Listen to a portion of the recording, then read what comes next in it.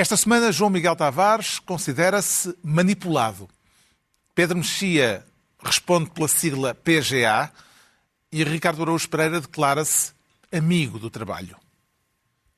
Está reunido o programa cujo nome estamos legalmente impedidos de dizer. Na Toyota, declaramos otimistas em relação ao amanhã, porque sabemos que já o estamos a construir. São projetos como um Toyota Uma Árvore, que já plantou mais de 200 mil árvores em florestas portuguesas, ou a iniciativa Um Toyota Uma Missão, que apoia instituições de solidariedade social que nos mantêm em movimento para chegarmos onde queremos, mais além.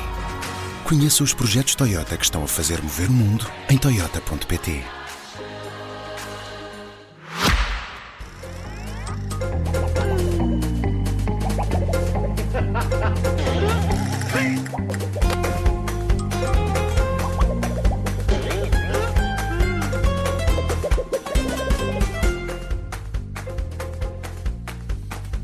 Ora viva, sejam bem-vindos no final de uma semana em que o anúncio de uma greve geral agitou a vida política, uma semana em que José Sócrates conseguiu o adiamento por mais 20 dias do julgamento em que é acusado de corrupção e uma semana em que um erro jornalístico abalou a BBC. Tudo assuntos para daqui a pouco, depois do Ricardo Araújo Pereira assumir o cargo de giga-ministro das gigafábricas.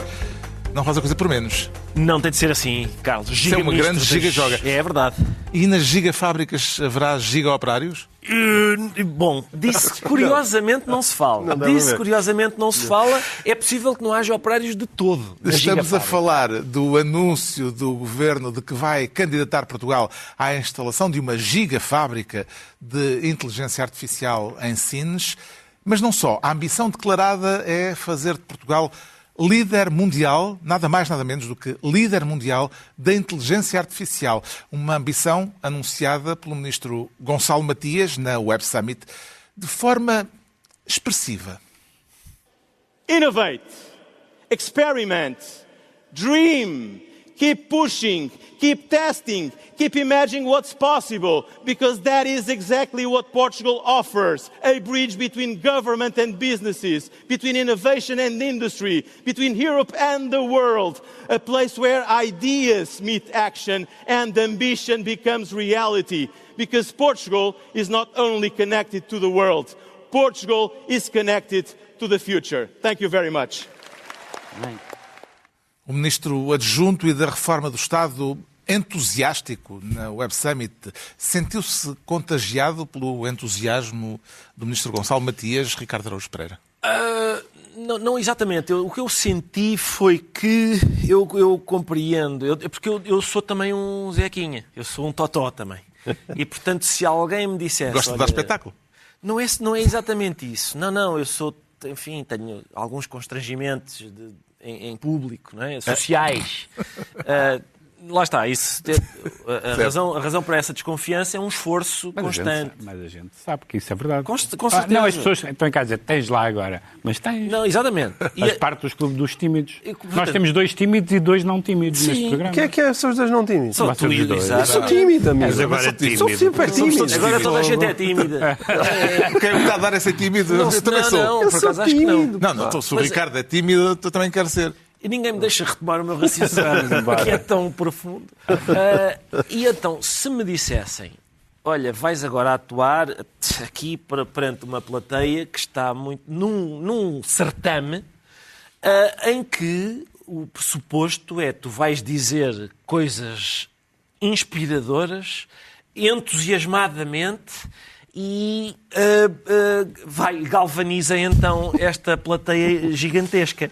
Eu, em princípio, também faria vários gestos, porque também, como não me saem naturalmente, teria de abusar deles e fazer este tipo de coisa e dizer, portanto, primeiro são os gestos, não é? Por um lado, por outro são as frases inspiradoras do género: Portugal não está só ligado ao mundo, está ligado ao futuro. Eu não sei quanto é que estamos a pagar por essa ligação, mas não deve ser barata. E depois há tudo aqui se conjuga. A culpa não é só dele, não é? É o cenário em que ele está. Se ele estivesse numa sala mais pequena, com meia dúzia de pessoas, numa coisa que não se chamasse Web Summit... Atenção, ele foi meu colega até há pouco tempo e é uma pessoa bastante sossegada. Pois, mas aqui... Mas pode depender dos ambientes, ou seja, é isso, sossegado é o em que ele está a Belém, dizer. mas e depois sai de Belém e fica uma loucura. Aqui é este... Se eu não acompanho, não acompanho a vida privada dos meus colegas. Neste sítio é obrigatório este tremendismo, que é uma coisa também muito associada às novas tecnologias, e vai ser tudo... Portugal vai ser líder mundial de inteligência artificial, e isto das gigafábricas, vamos ter uma gigafábrica de inteligência artificial. A sensação que me dá é que fábrica não é o nome adequado para descrever um recinto que produz inteligência artificial. Ou seja, parece-me uma pessoa do passado a referir-se às coisas do presente e do futuro com a linguagem... É a mesma coisa que dizer... E nós, agora isto da inteligência artificial, pá, parece que é o futuro, e nós vamos buscar 3 RKs disso, de inteligência artificial... Para o nosso país. Para produzir telediscos. Exatamente. E, portanto, dá-me esta história da gigafábrica. E valoriza mais o projeto ou a performance do Ministro? Lá está. Carlos, são como sabe, a forma é indiscernível do conteúdo, não é? E, portanto, e é também ela própria também conteúdo. E, portanto, sim, eu diria... Eu acho que tem de ser apreciado em conjunto este momento. E no final a sensação que fica é de profunda melancolia. A mim ficou porque Mas os participantes que vão voltar nos seus jatos privados vão convencidos? Os que conseguiram, porque é daquelas coisas que às vezes fala-se dos problemas do país e não se fala nisso. Tu conheces a sabedoria latina, não é? Depois do coito todo o animal fica triste. Pois, com certeza. E isto foi muito parecido com houve ali um clímax. Acredita, João Miguel Tavares, na possibilidade de Portugal vir a tornar-se realmente líder mundial da inteligência artificial? A própria inteligência artificial parece que não. Pois Houve não. quem testasse. Não, acho que essa ideia é gigaparva. É o problema disto. O Rui Rocha teve imensa graça porque ele foi perguntar à inteligência artificial, ao próprio ChatGPT, não é? O que é que ele achava desta ideia de Portugal vir a ser líder da inteligência artificial? E parece que o ChatGPT, sabiamente, lhe respondeu: não prevejo que seja possível nas próximas décadas. Exato. Então, e tendo em conta a atual situação de Portugal, aquilo que realmente parece que a Web Summit é um evento que se passa em Marte e que depois há uns eflúvios que fazem as pessoas entrarem lá e ficarem passadas Não dos só em Marte, porque também logo a seguir voltaram à Terra, a seguir a este anúncio do Ministro Gonçalo Matias. O interlocutor seguinte, o apresentador seguinte, não conseguiu que o microfone funcionasse, levaram-lhe um outro microfone, também não funcionou e, portanto, parece que ainda há problemas tecnológicos de ordem básica, digamos assim, para resolver antes de se chegar à inteligência artificial. Parece que há, e parece que os maiores problemas de Portugal também não são microfones que não funcionem. E, portanto, nós estamos a assistir isto tudo ao mesmo tempo que se vêem as grávidas a nascerem em todos os lados, nas ambulâncias, e de repente está alguém a dizer que nós vamos ser líderes mundiais na inteligência artificial. Epá, dá pelo menos, se conseguíssemos ser líderes mundiais em pôr as grávidas a terem filhos nos sítios certos, já não era mau. Mas existe este lado de delírio. Isso acontece muito, às vezes, nas nossas vidas, em que não conseguimos fazer coisas muito pequeninas e muito simples, e então, em vez disso, imaginamos coisas absolutamente espetaculares que nunca vão acontecer. E nunca corre bem. Como é que acolhe, Pedro Mexia, as queixas do diretor da Web Summit de que não há slots suficientes para jatos privados em Lisboa e que alguns tiveram de ir aterrar a Espanha? E, por outro lado, que os hotéis de Lisboa subiram os preços de uma forma muito significativa, de modo a aproveitar a presença cá de tanta gente vinda de fora. Foram duas queixas do diretor. Sim. Há um episódio do Succession em que eles estão lá a fazer um negócio e vão ter que abdicar dos jatos privados. E um dos filhos, que é interpretado pelo Culkin, diz, parafraseando um poema falsamente atribuído ao Brecht: primeiro tiraram-nos os nossos jatos privados e nós não dissemos nada. E pronto, e portanto é aqui mais ou menos, é uma line muito boa, que já presumo que o espectador está a par dessa referência, que é primeiro vieram pelos judeus, depois vieram pelos comunistas, etc. Nós não fizemos nada, até virem por nós. Eu achava que todas as pessoas que frequentavam o Web Summit eram ecologistas, só bebiam coisas biológicas, vegetarianos, pensava que eram na raça do futuro. Mas, pelos vistos, não, ainda... Agora, ainda deixa uma grande pegada Deixa-me só ecológica. dizer uma coisa. Percebo que os políticos tenham essa função e muitos políticos o fazem. Da motivação das massas. E do orgulho patriótico e das esperanças patrióticas. Mas eu devo dizer que, abaixo de Padre António Vieira, é tão difícil de ouvir alguém dizer que Portugal é o maior. O Padre António Vieira, pronto, porque escrevia bem, é o que é. Pronto, a gente convoca. Assim, o futuro será português. Sim, com certeza, Sr. Padre. Se calhar. É muito convincente. Mas depois...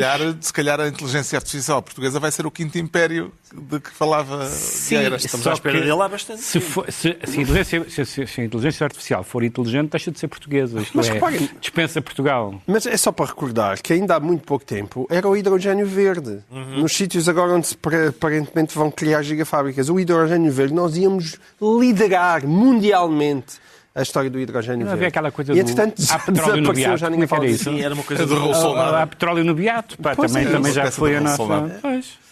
Entregamos ao Ricardo Araújo Pereira a pasta de giga-ministro das gigafábricas, depois deste giga-comentário ao Web Summit. O João Miguel Tavares quer ser desta vez ministro das manobras dilatórias, com ou sem sucesso. Como é que funcionaram? Olha, com imenso sucesso, Carlos, com imenso sucesso. Isto, aliás, eu atrevo-me a dizer que é uma giga-manobra dilatória. O julgamento de José Sócrates voltou a ser interrompido esta semana, depois do Tribunal ter concedido ao acusado 20 dias para ir à procura de um novo advogado. Porquê que a juíza que preside aos trabalhos terá deixado cair o advogado oficioso que tinha sido nomeado e permitido estes 20 dias de interregno, João Miguel Tavares? Então, porque houve um requerimento do próprio José Sócrates a dizer: eu não estou interessado nesse senhor, nesse advogado oficioso, e, portanto, tenho um prazo de 20 dias para apresentar um novo advogado e é isso que vou fazer. E eu imagino que esteja mesmo à espera da 24ª hora do 20º dia para apresentar o seu advogado, que depois chega a apresentar e dirá: senhor juíza, tenho muita pena, mas isto é um giga processo e eu preciso de giga tempo para analisar isto.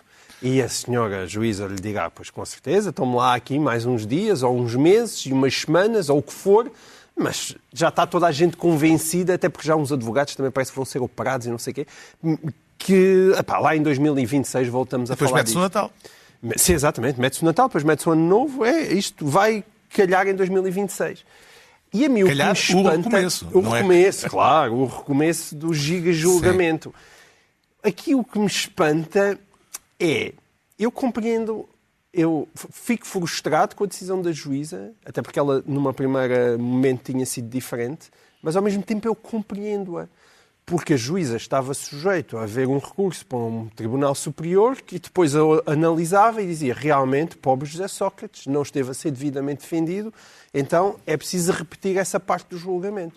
E a juíza, enfim, encolheu-se. Mas, deixa-me só acrescentar, ela também se encolhe porque as forças vivas da sociedade portuguesa, nomeadamente o bastionário da Ordem dos Advogados, e a maior parte dos advogados que eu ouvi falarem na televisão, acham que sim, senhor, que José Sócrates não pode continuar com aquele advogado oficioso e que tem direito a escolher um novo advogado. E eu olho para aquilo e fico giga irritado mesmo. E ias-me perguntar qualquer coisa. Sim, no despacho a juíza alerta para o perigo de prescrição em breve de algumas das acusações. Acredita que isso poderá justificar, ou ter justificado, a atitude de Sócrates e de Pedro de Lille nesta novela? Terá sido essa a motivação? Bom, eu acho que essa pode ser uma das motivações, mas, na verdade, tendo em conta que os crimes prescrevem em 2026, mesmo que aquilo não existisse, não haverá certamente uma sentença até essa altura e, portanto, os crimes cairiam de qualquer maneira. Parece-me é que está aqui encontrada uma porta para continuarmos a ter manobras atrás de manobras. Porque, repara, Aquilo a que Francisco Mendes da Silva chamou o rodízio de advogados O rodízio- que vão sucessivamente desistindo e sendo nomeados de Exato. forma a que o processo continue sempre à espera de um novo advogado. Sim, porque em teoria é possível. Mas isso e estava repa- muito nas vistas E também. repara, mas é esse o ponto. E ele sempre foi muito discreto. Foi muito discreto. Ele Mas sempre o teve ponto uma é que nem sequer é preocupação. preciso rodízio. É que bastam 2. Porque, por Volta incrível... Pedro de Lille É, a mas seguir. eu fui consultar advogados, 3, imagina, né, a fazer o meu trabalho, perguntar, Não olha, ficou mas- barato isso. Não, são todos amigos. E perguntei, olha, digam-me uma coisa, então, e se de Lille decidir voltar, ele pode? E todos me disseram unanimemente sim, pode, porque não está previsto no Código de Processo Penal que quem renuncia ao mandato não possa regressar. Portanto, bastariam 2 advogados andarem nesta dança. Daqui a uns tempos ele desistia, voltava de Lille. E depois, mais uns tempinhos, de Lille, não, já não gosto. E voltava outro. E estávamos nisto. E disse-se, a juíza não vai admitir isso. Mas a verdade é que já admitiu este.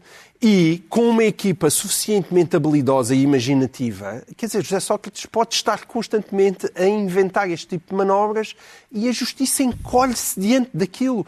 É que, de facto, o animal é demasiado feroz para as nossas mansas instituições. É mesmo. E, O advogado oficioso parabéns para nomeado pelo Tribunal nunca chegou a conseguir sequer falar com José Sócrates e noticiou a SIC vai apresentar, ou ia apresentar, ou já terá apresentado, queixa à Ordem dos Advogados sobre a forma como foi destratado por José Sócrates. Subscreve, Pedro Mexia, a expressão usada pelo próprio Sócrates para descrever esta situação, degradante espetáculo? Sim, de grande espetáculo de que ele é ator ativo. Porque, vamos lá ver, há 2 coisas. Primeiro, há que saber, coisa que não sabemos exatamente, e temos mais do que razões para, pelo menos, duvidar se a renúncia ao mandato do advogado anterior, Pedro de Lille, foi uma coisa que resultou espontaneamente dele ter sido interpelado pela juíza de uma forma que ele achou desprestigiante, ou se faz parte de mais um momento de estratégia dilatória. Ponto número 1. Temos muitas razões para desconfiar disso, de tudo, aliás. Ponto número 1. Ponto número 2. Se Sócrates sabia que precisava de um advogado, arranjava um advogado, até porque ele, aparentemente, dada a duração que tem o processo e o que já terá gasto em advogados, tem dinheiro para ter um advogado. Um advogado oficioso serve para defender as pessoas que não têm possibilidades de ter um advogado. Se o critério que Sócrates usa, que é um advogado novo, seja oficioso ou não, vai demorar muito tempo a ler o processo, então não vai haver advogado nenhum, porque quer dizer, seja quem for, vai ter que ler milhares e milhares de páginas. E, portanto, no fundo, o que ele está a dizer, não, isto é demasiado complicado para ter advogado. O meu processo é demasiado longo, sou acusado de demasiadas coisas para que um advogado seja capaz de... Havia uma série, quando nós éramos miúdos, que era o Automan, que eu gostava imenso, ainda por cima porque estudei Direito, que fazia assim e estava o livro lido. Não se lembram dessa personagem? Eu adorava o Automan. É o advogado que assim... Pensei muito, Sócrates precisa do Automan. Pensei muito no Automan quando estudei Direito. Pegava no Manual das Obrigações, 800 páginas, e está tudo aqui. Mas depois perdias o saborear da prosa, do manual dos direitos, das obrigações. Sim. Eu gostei do direito pela prosa. Foi o que me deu mais prazer em todo o curso, foi a prosa. Deixa-me só acrescentar uma coisa, porque é importante. Eu gosto sempre de sublinhar isto, porque quando alguém está a ser julgado, tem que estar, por regra, presente em tribunal. E quando isso não acontece, é uma cortesia do tribunal. E, portanto, neste caso, o José Sócrates, o perseguido, o tribunal deixou, de forma altamente cortês, que ele não estivesse presente. E andasse a passear pelo mundo e, por vistos, ir ao Brasil. E o que é extraordinário é que até essa cortesia ele consegue aproveitar a seu favor. Porque se ele estivesse em tribunal e estivesse obrigado a estar lá, tudo isto teria sido rapidamente resolvido. E não foi. Porque assim é preciso enviar cartinhas, e ele tomar conhecimento das coisas. Ao menos eu espero que a juíza o obrigue, tipo de pena acessória, a ficar lá sentado com o seu rabiosque durante o resto deste julgamento. Eu acho que é o mínimo. Vê razões para a queixa do advogado oficioso José Manuel Ramos, Ricardo Araújo Pereira? Razões, vejo. Sucesso, duvido. Eu acho que é uma queixa à qual José Sócrates vai responder em 2037 e vai enfim, essa tramitação, em princípio, vai demorar-se no tempo, tal como há uma coisa que a gente tem que admitir, que é, desta ninguém estava à espera. Há muita imaginação nisto. Nós já conhecíamos o incidente de recusa, também já estava muito visto impugnação, não sei os termos técnicos, mas esse já estava... O recurso para o Tribunal Superior. Os recursos para a instância superior. Mas também há um incidente que não me apetece, que é um incidente que não está previsto nos códigos de processo civil nem penal. Mas esta coisa do advogado sair, e sair porque foi melindrado, isto é o equivalente jurídico a atirar-se para o chão nos últimos 5 minutos e mandar vir o carrinho, porque um adversário, lá está, encostou a testa à testa dele e ele finge que levou uma cabeçada e tal. E, portanto, isto... está para durar. Sim, mas atenção, isto é uma coisa muito imaginativa. Duvido que seja possível o sistema que o João Miguel recomendou, porque eu acho que faz parte deste sistema. Para já, o Pedro de Lille tem todo o direito de sair, mas normalmente o que se faz é: vou sair, mas garanto a substituição nos próximos 20 dias. Evidentemente. Exatamente. Não é para tudo e agora durante 20 dias. Sim, não é isso. Não. Mas a questão é, ele voltando não pode dizer, bom, e agora tenho o advogado que já tinha. E ele já perdeu o fio à meada. Não, precisa de um advogado que tenha de ler o processo pela primeira vez, sempre. Tem de ser sempre outro advogado. Que é para demorar mais, não é? Que é para ter sempre que ler o processo todo.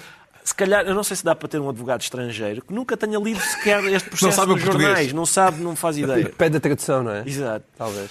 Estás a dar ideias ao Ricardo. Desculpa. Mas que é isso agora? O João Miguel Tavares fica então Ministro das Manobras Dilatórias. É a vez do Pedro Mexia se tornar Ministro do D, de descolonizar, suponho. Exatamente, sim. Passaram esta semana 50 anos da independência de Angola. Pretende celebrar ou simplesmente assinalar a data, Pedro Mexia? Quer dizer, eu não sou angolano, quem tem que celebrar são os angolanos, mas eu notei um pequeno movimento tectónico interessante, que foi, geralmente houve pessoas que disseram, pessoas mais à direita do que à esquerda, que disseram, bom, democratizar correu bem, desenvolver teve os seus momentos, mas descolonizar não correu muito bem, porque foi uma entrega e Portugal demitiu-se praticamente do processo. Quando não é o meu espanto, eu vejo várias reportagens e vários textos que saíram na imprensa portuguesa na última semana sobre os 50 anos, incluindo um texto, um conjunto de textos no Público, aliás, muito interessantes, assinados pelo António Rodrigues, que não é propriamente um reacionário, a dizer, não, um dos problemas é que Portugal geriu muito mal esta situação, ou seja, basicamente cavou. Aliás, foi o que fez em Timor e onde fez... Evidentemente que eu não tenho dúvida de que Portugal, naquela altura, não estava em condições, provavelmente, de conseguir uma boa descolonização, porque a guerra estava muito avançada. E havia o contexto da Guerra Fria. E havia o contexto da Guerra Fria. Sabemos isso. Agora, há duas coisas que achei interessantes, que é que o balanço fora da propaganda do regime angolano foi, no mínimo, melancólico. Foi dizer, bom... houve uma série de coisas que não aconteceram. Estranhamente, uma das que não aconteceu, que eu não esperava nada que não tivesse acontecido, foi uma grande surpresa. Não apareceu o Homem Novo. O Homem Novo nunca é como uma solteirona. Nunca aparece o Homem Novo. Não se manifesta. É uma criatura mítica que não... Mas parece que agora já... Houve uma guerra civil. Mas continua a haver muitos engenheiros de almas. Houve muitos engenheiros de almas. Houve nepotismo e um regime cleptocrata, seguido de um presidente aparentemente reformista, que todos os balanços que aparecem de organizações internacionais, da oposição e de jornalistas em Angola dizem, bom, no fundo, não dizem bem mudaram as moscas, mas é mais ou menos. Eu sinto que há aí uma certa nostalgia, uma certa saudade do tempo em que os editoriais do Jornal de Angola lhe prestavam atenção. Eu não consegui arranjar esse número. Se alguém em Angola tiver esse número do Jornal de Angola, que me chama neonazi, é engraçado. Ficou ao pelo. É quase impossível alguém chamar-me neonazi e eu ficar contente. Mas quando veio do Jornal de Angola, eu fiquei imenso. Uma das coisas mais bonitas que me disseram, fiquei enternecido. Foi quando eu fui nomeado para a Casa Civil, escolheu, o Presidente Marcelo escolheu a pessoa tal e tal. É pena ter um neonazi na sua equipa. E eu imediatamente escondi a braçadeira, não é? Claro. E abaixou a camisa para não se ver a tatuagem. Foi bastante melancólico depois daquilo que nós fomos vendo nos últimos tempos, dos jornalistas, do Luati Beirão, tudo isso, dos artistas, que o balanço de Angola é um balanço melancólico de 50 anos. Evidentemente que Angola tinha que ser independente, isso não está em discussão. Evidentemente que Portugal geriu antes do 25 de Abril aquilo pensando que íamos ganhar aquilo militarmente, ganhar globalmente, não estou a falar do caso angolano em particular. E Angola não é propriamente um Estado falhado, no sentido em que é a Guiné-Bissau, por exemplo, mas é um Estado com muitíssimos problemas, tal como não é, ao contrário do que é, por exemplo, Cabo Verde, por exemplo. O fantasma do colonialismo nas relações entre Portugal e Angola já foi dissipado, Ricardo Araújo Pereira? Não sei se foi, até porque às vezes parece difícil saber se a colonização já acabou mesmo, no sentido em que a exploração dos recursos de Angola continua por angolanos, não é? 20 ou 30, mas são angolanos, mas às vezes parecem ter um auxílio de alguns dos seus irmãos portugueses. Ao longo do tempo houve assim umas relações envolvendo, por exemplo, bancos que já não existem, em que parecia que havia uma colaboração luso-angolana para prosseguir esse projeto muito bonito que é a exploração de recursos angolanos. O Presidente Marcelo disse que nunca houve tão boas relações institucionais como agora. Embora o Presidente angolano tenha deixado umas ferroadas no discurso. Mas o Presidente Marcelo é forte dos 50 nisso. anos. É forte em ouvir umas ferroadas e dizer: não, parece-me que está tudo ótimo. Eu conheço esse mesmo familiarmente e não sei o quê. É um método que costuma resultar. A gente ouve umas ferroadas e não sei o quê. À mesa do Natal, por exemplo, agora vem o Natal e eu proponho o método de Marcelo, que é de vez em quando alguém diz alguma coisa, mas não é uma altura de paz e de comunhão e de grande alegria. O que é que se lhe oferece dizer, João Miguel Tavares, sobre o que se cumpriu e sobre o que ficou por cumprir neste meio século da independência de Angola? A minha dúvida é quando é que para as nossas responsabilidades em relação ao que aconteceu em Angola. Aliás, o Ricardo acabou de sugerir que, na verdade, o colonialismo ainda não acabou. E apetece quase responder, então mais valia ter ficado com o outro, porque neste momento Angola estava melhor do que ficou nestes 50 anos. Mas houve ou não houve uns contactos muito íntimos de portugueses... com a cleptocracia. Exatamente. Sim, com certeza, mas isso haverá sempre. O problema de Angola é mais grave quando tu olhas para o contexto da África. É que, na verdade, mesmo as descolonizações que tu tentaste que fossem mais organizadas também fracassaram tremendamente.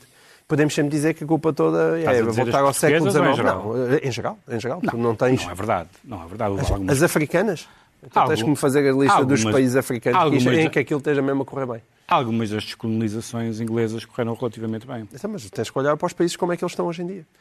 Isso é outra coisa. É isso que eu te estou a dizer. Ou seja, independentemente... Eu estou a dar razão. O que eu estou a dizer é isso. O que eu estou a dizer é que há coisas que estão mal porque nasceram mal. Exatamente. E há outras coisas que estão mal porque... Quer dizer, por exemplo, isso é irritante às vezes em relação aos brasileiros. Porque os brasileiros podem ter razões de queixa dos portugueses nisto e naquilo e em muitas coisas, isso ser justo, mas 200 anos já é uma folguinha, não é? Pois é isso. E 50 também. Eu não me posso estar a queixar do meu trisavô, que não conheci, a vida inteira. Posso-me queixar de um pai ou de uma mãe ou de um avô. A certa altura tem que haver. E, portanto, até ao fim da Guerra Civil, que foi em parte causada pela maneira como a descolonização foi feita, as culpas aos portugueses, independentemente das culpas históricas do passado, não é isso que eu estou a falar, mas as que se projetam para o futuro. A partir do momento em que Angola é um país multipartidário e semidemocrático, então são os angolanos que têm que ser responsáveis pelo destino de Angola, não é? O Pedro Mexia fica então ministro do D, de descolonizar, e estão entregues as pastas ministeriais por esta semana, à altura para sabermos porque é que o Ricardo Araújo Pereira se declara amigo do trabalho e amigo dos trabalhadores, não? Foi exatamente isso que eu pensei quando Luís Montenegro, o primeiro-ministro, disse que este novo pacote laboral era amigo do trabalho. Estamos a falar justamente do pacote laboral que uniu a CGTP e a UGT na marcação de uma greve geral para o próximo dia 11 de dezembro. Segundo o Primeiro-Ministro, este pacote laboral é uma reforma amiga do trabalho. Exato. Vê este confronto da greve geral como inevitável ou está sintonizado com o Presidente da República quando ele diz que a este respeito a procissão ainda vai no adro? Eu estou mais sintonizado com as pessoas que estão sintonizadas, que é a CGTP, a UGT e dentro da UGT os TSD, Tarados Sexuais Democratas, desculpa, que são a tendência social-democrata, trabalhadores sociais-democratas, que são, alguns integram a direção nacional do PSD e que estão... ou seja, sim, a decisão de avançar para a greve foi por unanimidade. Exatamente. E isso leva-me à ideia desta legislação ser amiga do trabalho. Porque há, de facto, uma diferença entre ser amiga do trabalho e amiga do trabalhador. Por exemplo, um esclavagista é amigo do trabalho. Porque o trabalho é ótimo, é assim que ele aliás, lucra. A inteligência artificial pode ser uma reescrita do marxismo, porque é o trabalho sem o trabalhador. E sem o trabalhador. Isso é a única coisa que me descansa aqui. Talvez estas novas leis, o Governo olhou para o país e pensou, nós não temos desemprego, vamos resolver isto. E há algumas medidas na nova lei do trabalho que parecem tendentes a, por exemplo, a prolongar a precarização. Uma pessoa pode ser precária durante 3 anos, entre outras. E, portanto, a única coisa que me dá alguma esperança aqui, nisto de apertar o torniquete nos direitos dos trabalhadores, é já esta ideia da gigafábrica de inteligência artificial, em que os trabalhadores são todos robôs, inteligência artificial. Que não sejam como o robô russo, assim, aquele que focinhou. Mas é normal os robôs russos estarem bêbados, que era parecia ali aquele. Mas isto a vodka deve enferrujar um robô. Não sei, mas não sei se o não estereótipo assim. nacional. Sim, é bom, lá, mas atenção, nada contra. Eu tenho muitas saudades do tempo em que Boris Yeltsin... Pois, temos todos. Um bêbado não começa guerras. Até pode, ao fim do dia, ele até podia estar estes ucranianos, eu amanhã vou para cima deles. No dia seguinte acordava, já não se lembrava daquilo. Não começa guerras, mas apalpa líderes estrangeiros. E o que é que tu preferes? Sim, é verdade. Tens razão, ganhaste. Pronto. Agora, se isto é para, de facto, restringir os direitos aos trabalhadores do futuro, que vão ser estes robôs, tudo o que seja aumentar as suas horas de trabalho, os isentá-los de horário, para eles não terem tempo de projetos como matar a Sarah Connor, acho que é ótimo, pode ser... Montenegro não tem salvação. Maioria no Parlamento e não poderá fazer passar esta legislação sem negociações. Sim. O facto, Pedro Mexia, do Primeiro-Ministro já ter disparado sobre os socialistas ao dizer que a greve geral só serve os interesses do PCP e do PS, significa que já escolheu, uma vez mais, como parceiro privilegiado para isto, o Chega? O Chega tem um problema, como aliás outros partidos congêneres têm, mas alguns resolveram um pouco melhor do que o Chega resolveu, que é terem um discurso que chega às classes populares, que diz respeito às classes populares e às pessoas com menos recursos e aos trabalhadores, etc., etc., mas não ter organização sindical. Onde é que anda a famosa Central Sindical do Chega? Chegou a ser anunciada. E isso é objetivamente um problema, porque por isso é que eu não acompanho alguns dos meus companheiros direitistas e neonazis, há que dizê-lo, quando ataca os sindicatos, porque os sindicatos são importantíssimos para, nas suas várias tendências, é importante que elas estejam todas representadas, para regular a relação entre o poder e os trabalhadores. Tendo preocupação pelas classes desfavorecidas ou pelas pessoas que estão em situação precária ou que têm rendimentos mais baixos, ou seja o que for, sem passar pelos sindicatos, na verdade, no caso do Chega, é apenas as forças de segurança, onde eles têm alguma presença significativa, e, aliás, inquietante. O Chega é capaz de estar um bocadinho dividido, porque mas evidentemente... a minha pergunta era sobre a estratégia de Luís Montenegro, mas a tática, melhor dizendo. Mas a tática também depende da tática do Chega, porque o Chega também não vai querer simplesmente hostilizar, ao contrário, avalizar medidas entendidas genericamente pelos trabalhadores como sendo de ataque aos seus... Mas Montenegro não está a contar já com o PS, depois daquelas declarações. Eu acho que ainda está a contar um bocadinho com o UGT.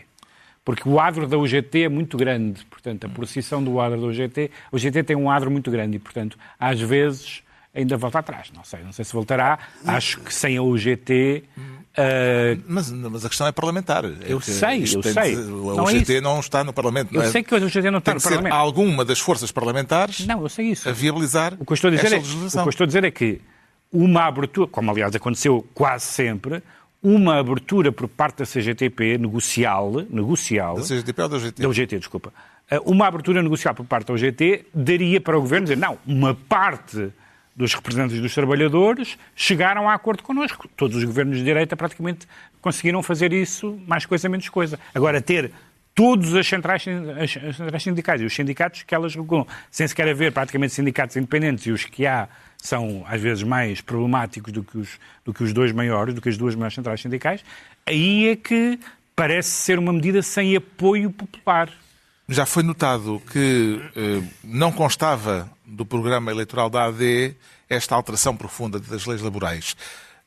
Terá sido tática ou esquecimento, João Miguel Tavares? Eu voto na tática. Aliás, sempre que me fizeres essa pergunta a propósito de um governo de Luís Montenegro, eu voto na tática, sempre.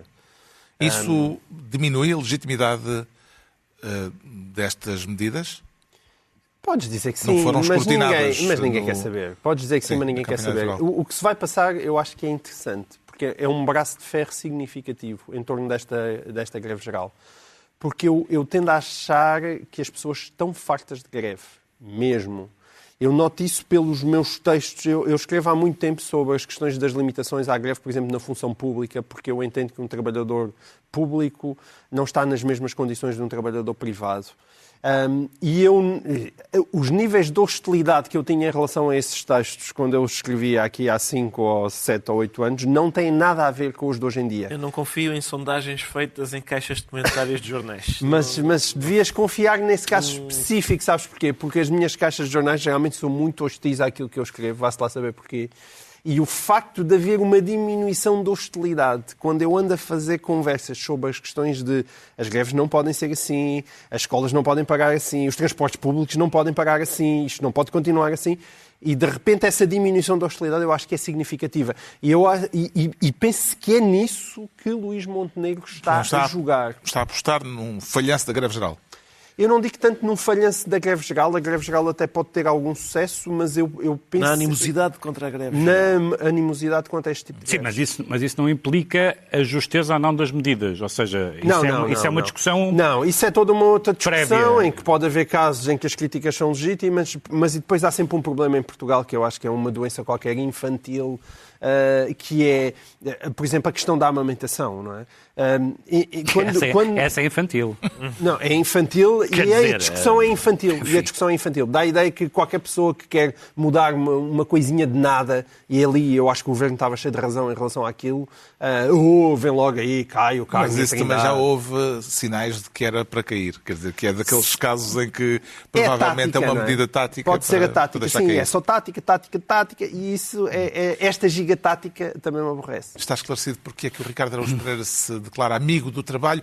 O Pedro Mexia, temos de acelerar, identifica-se com a sigla PGA Isso hoje em dia é o campeonato de golfe profissional. Nós de vez em quando... Temos que fazer esta nota. Nós, de vez em quando, os espectadores mais novos e ouvintes mais novos, às vezes deparam-se com a seguinte exclamação. São velhinhos estes tipos.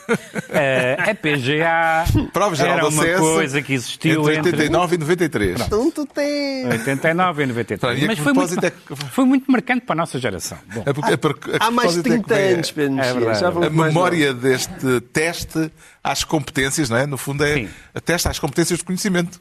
Teste às competências de conhecimento. Ora bem, há um processo, que é o processo influencer, a Operação Influencer, que fez cair um Primeiro-Ministro, etc, etc. E outras consequências. Um ex-Primeiro-Ministro agora, Sim. Que nem tem sequer acesso, segundo o Expresso revela, ao processo. E porquê é que isso não avança? Perguntaram isso ao Procurador-Geral da República, que dá a ideia daqueles militares na reserva que foram chamar e vieram fazer uma perninha, porque está um bocadinho esgazeado com as coisas que lhe caem na secretária. E ele diz, não, isto porquê? Porque está atrasado porque está um recurso na relação. E a relação diz, não está. E depois disso ele já vai dizer, não, estava, mas eles ainda não sabiam. Foi em setembro, mas foi só em setembro, Pedro. Foi só em setembro, é verdade. Não deu tempo. Só 2 meses. Não deu tempo. E, portanto, nós, evidentemente, devemos estar zangados com as pessoas que cometeram ilícitos particularmente penais. Mas também uma justiça que não... conversem. Não tem um WhatsApp. Eu não sei se é legítimo o PGR estar num WhatsApp com a... Já se tomaram decisões de vulto por WhatsApp. Pois, e boas. Mas conversem, não é prestigiante que o Procurador-Geral da República e um Tribunal Superior digam ao país coisas diferentes sobre o estado de um processo. Não é prestigiante. E depois cometeres gafes quando estás a falar desse processo, ao ponto que te referes a António Costa e chamas-lhe António Sócrates, não é? António Sócrates. E isso é daquelas gafes. Sim, é uma... Já agora, como é que não temos muito mais tempo para isto, mas... É magnificamente freudiana. Eu estou sempre a tropeçar nas palavras. Como é que interpretaram a ideia do bom presente de Natal em relação ao Spinum Viva? O bom presente de Natal é para quem? É para Montenegro? É para mim, eu acho que o bom presente de Natal é para os portugueses, no modo geral. Eu tinha pedido uma PlayStation. Só para explicar, Amadeu Guerra, o Procurador-Geral da República, perguntaram-lhe quando é que aquilo se resolvia, quando é que a investigação preventiva, a avaliação preventiva tinha um desfecho e passava a inquérito ou não. E ele disse que provavelmente antes do Natal vai haver um bom presente de Natal. Nós tínhamos antes uma PGR que não abria a boca, não falava, não dizia nada. Aquilo era uma desgraça. Agora temos um que, tropeça nas palavras. Mas eu tenho esperança no caso de Spinum Viva, porque está prometido para o ano novo e um momento em que o Primeiro-Ministro vai mostrar todos os documentos, depois no verão vai mostrar outra vez todos os documentos e penso no Natal do próximo ano mostrará aí sim todos os documentos. Já sabemos porque é que o Pedro Mexia recorre à sigla PGA, até os mais novos ficaram a saber, porque se aprende neste programa. Muito. Agora vamos tentar perceber porque é que o João Miguel Tavares se declara manipulado por erro ou com dolo. João Miguel Tavares. Eu não te consigo responder se houve dolo ali ou não. É possível. Estamos a falar do escândalo em torno da BBC, Sim. Que já fez cair o diretor-geral da estação, a diretora executiva da BBC News, por causa da edição truncada num documentário emitido há um ano do discurso de Trump no dia do assalto ao Capitólio, 6 de janeiro de 2021. Em que medida é que o modo como as declarações de Trump foram editadas adulterou a essência do que se passou nesse dia? Quer dizer, acaba por adulterar, no sentido em que se tu colas 2 frases que são ditas com 50 minutos de distância, isso evidentemente é problemático.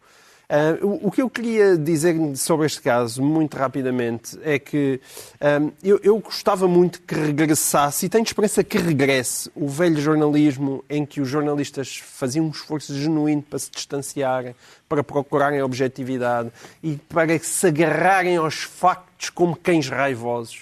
E que não fossem ativistas e não tentassem estar em permanência a tentar corrigir o mundo que está muito feio e são eles que o vão endireitar. Ao mesmo tempo, é evidente que a BBC é a BBC e espero que isto não seja usado para meter uma mordaça na boquinha da BBC, porque evidentemente o outro lado está desertinho para que isso aconteça. E a maneira que os jornalistas têm de se proteger disso é factos, objetividade, distanciamento, velhas lições que a gente aprendia nas faculdades. Sim, é uma velha fórmula que é boa, até porque não há nada pior para uma causa justa do que ter um histérico a defendê-la e, portanto, convém a gente cingir-se aos factos. Fazermos nós o nosso trabalho e não ceder àquilo que do outro lado costuma ser feito. Agora, eu queria perguntar à ERC o seguinte, só a propósito da situação portuguesa, porque isto é sempre assim, a direita diz que os meios de comunicação social estão todos na posse da esquerda e tal, porque os jornalistas são tendencialmente de esquerda, a esquerda diz que estão todos na posse da direita, porque os proprietários de meios de comunicação social são tendencialmente da direita. Eu queria perguntar só o seguinte à ERC, que foi aqui há uns anos, a propósito da suposta violação do direito inalienável a ser convidado para programas de entretenimento do André Ventura, a ERC recomendou à SIC, com este português, alertou a SIC para a necessidade de, se necessário, proceder a compensações, convidando o André Ventura para outros programas, para ir à Júlia, etc, etc.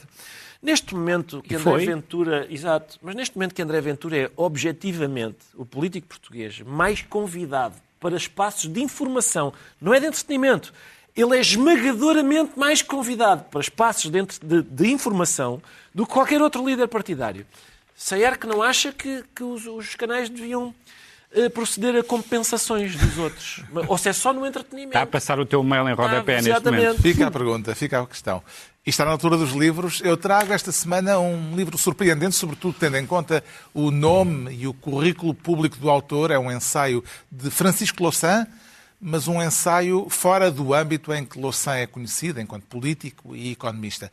Neste livro, política apenas naquele sentido muito amplo, em que se diz que tudo é política, Francisco Louçã interroga e investiga um dos mais extraordinários atributos humanos, a imaginação. O método usado pelo autor é o de percorrer grandes marcos culturais e artísticos em busca de exemplos e de respostas para uma pergunta sempre presente ao longo do livro, mesmo que em grande medida de forma implícita. Será a razão toldada pela imaginação? As estações deste percurso aqui proposto são muito diversas entre si, passam pela pintura e pela imaginação cromática, pela religião, pelo modo como a viagem reinventou o mundo e pelas expressões da imaginação amorosa. Dito assim, isto parece tudo muito abstrato, mas o que torna a leitura deste livro fascinante é um fluxo permanente de histórias e de referências dos grandes marcos históricos à petite histoire cultural que ilustra permanentemente a reflexão. Tanto pode ser um episódio bíblico como a fuga de Gauguin para o Tahiti. E não por acaso temos na capa do livro justamente a reprodução de um detalhe de um quadro de Gauguin. Imaginação, cores, deuses, viagens e amores, de Francisco Louçã, edição Bertrand.